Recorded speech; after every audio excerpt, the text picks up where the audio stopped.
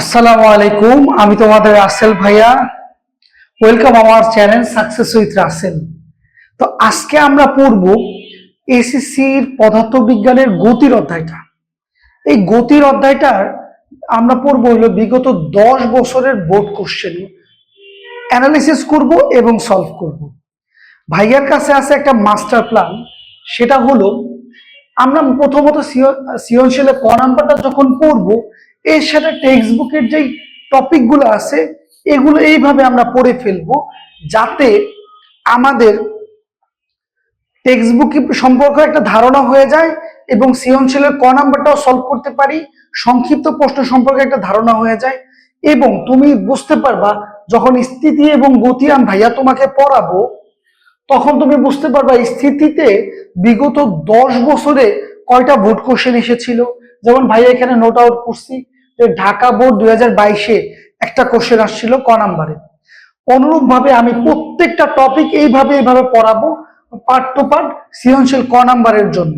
তা আমি এখানে লিখে দিচ্ছি যে ভিডিও 1 নাম্বার ভিডিও যেটা এখন দেখতেছো এটার মধ্যে আমি করাবো স্থিতি এবং গতি, বিভিন্ন প্রকার গতি। অনুরূপ ভাবে দ্বিতীয় ভিডিও, তৃতীয় নাম্বার ভিডিও, চতুর্থ নাম্বার ভিডিও, এইভাবে আমরা 4টা ভিডিওতে আমাদের গতির অধ্যায়ের সবগুলো সৃজনশীলের ক নাম্বার সলভ করব ওই সংক্ষিপ্ত এবং বই সম্পর্কে আমরা একটা ভালো একটা ধারণা নিব। এরপর আমরা সৃজনশীলের গ নাম্বার শেষ করব, ঘ নাম্বার শেষ করব। তো আসো আমরা চলে যাই পড়ার মধ্যে যে আসি। তো প্রথম আমাদের টপিক হলো ভাই স্থিতি এবং গতি। তো স্থিতি এবং গতি, স্থিতি কি আসলে এটা একটু বোঝার চেষ্টা করে একটু ঠান্ডা মাথায়। স্থিতি হচ্ছে তো সময়ের সাথে, আবার বলি সময়ের সাথে কোনো বস্তুর অবস্থানের পরিবর্তন না হলে তাকে আমরা বলি স্থিতি। তোমার টেবিলের উপরে যে বইটা তুমি রাখছো বিগত 4 দিন যাবত ওই বইটা যদি ওইখানেই থাকে তাহলে ওই বইটা স্থির আছে। আবার বলি সময়ের সাথে কোনো বস্তুর অবস্থানের পরিবর্তন না হলে তাকে বলি আমরা স্থির বস্তু। আর যদি সময়ের সাথে কোনো বস্তুর অবস্থানের পরিবর্তন হয় তো তাকে বলবো আমরা গতিশীল বস্তু। তাহলে এই স্থিতি কাকে বলে, এই কোশ্চেনটা বিগত 10 বছরে একবার আসছে ঢাকা বোর্ড 2022। এবং গতি কাকে বলে, এই কোশ্চেনটা বিগত 10 বছরে রাজশাহী বোর্ড 2019-এ একবার আসছে। এবার আমরা স্থিতি এবং গতি টপিকের সাথে জড়তা এবং গতি জড়তাটাও পড়ে ফেলবো। জড়তা কাকে বলে, বস্তু যে অবস্থায় আছে চিরকাল সেই অবস্থা থাকতে চাওয়ার যে প্রবণতা তাকে বলা হয় জড়তা। তোমার টেবিলের উপরে যে বইটা আছে বা কলমটা আছে যতক্ষণ পর্যন্ত বাইরে থেকে কোনো বল প্রয়োগ না করা হয় ততক্ষণ পর্যন্ত ওই কলমটা বা ওই চেয়ারটা বা ওই খাতাটা বা ওই বইটা কিন্তু ওইখানেই থাকবে। এই যে ওই বস্তুটা যে ওইখানেই থাকতে চাওয়ার যে ধর্ম বা প্রবণতা তাকে বলবো আমরা জড়তা। তাহলে ভাইয়া গতি জড়তা কি, গতি জড়তা হলো গতিশীল বস্তু চিরকাল গতিশীল থাকতে চাওয়ার যে প্রবণতা তাকে বলবো আমরা গতি জড়তা। আবার বলি ভাইয়া গতি জড়তা কাকে বলে, গতিশীল বস্তু চিরকাল গতিশীল থাকতে চাওয়ার যে প্রবণতা তাকে বলবো আমরা গতি জড়তা। এই কোশ্চেনটা জড়তা, এই কোশ্চেনটা আসছিল ঢাকা বোর্ড 2023-এ, সিলেট বোর্ড 2025-এ।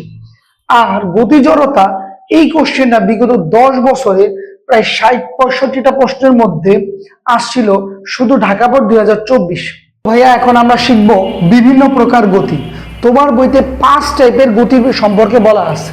একটা হলো সরল রৈখিক গতি, ঘূর্ণন গতি, চলন গতি, পর্যায়বৃত্ত গতি, সরল স্পন্দন গতি।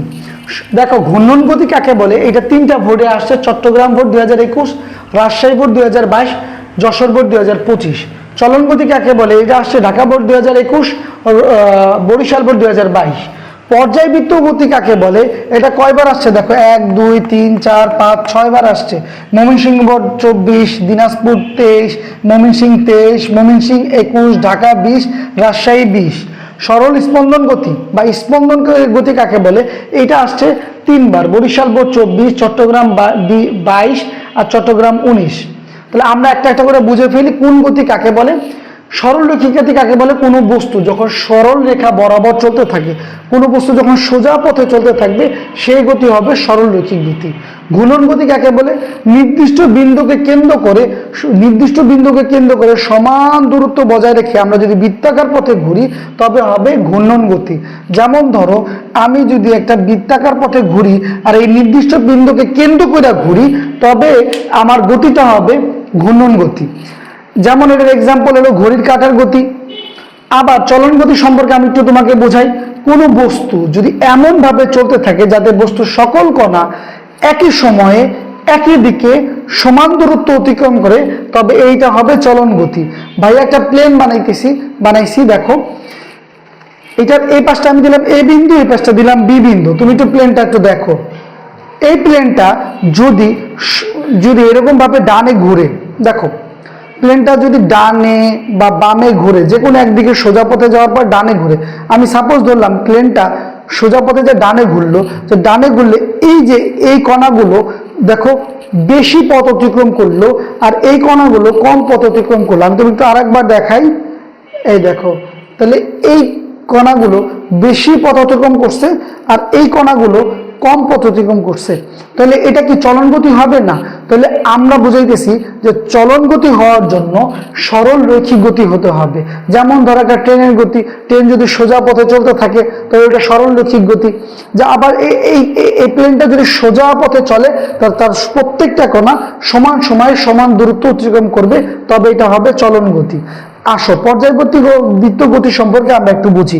কোনো গতিশীল বস্তু কণার গতিপথে কোনো নির্দিষ্ট বিন্দুকে নির্দিষ্ট সময় পর পর একই দিক থেকে অতিক্রম করলে সেই গতি হবে পর্যায়বর্তী গতি। আবার বলি, ধরো কোনো নির্দিষ্ট কোনো গতিশীল বস্তু কণা তার গতিপথের,